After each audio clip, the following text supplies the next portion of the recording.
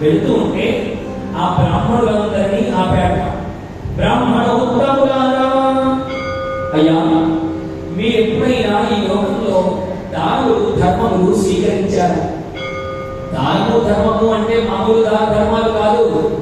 ఇలా కుడి చేతితో ఇస్తే ఎడమ చేతిని తెలియని విధంగా దాన ధర్మాలు చేసేవాడు ఈ లోకంలో ఎవరైనా ఉన్నారా అని ప్రశ్నించాడట వామనుడు.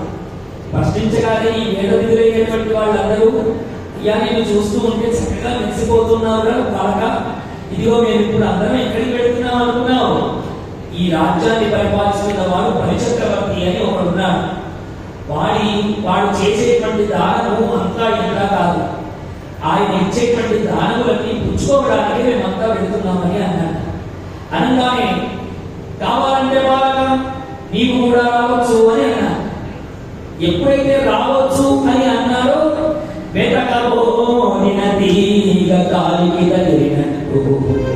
దీనికోసమే కదా చూస్తున్నాడు. ఎవరైనా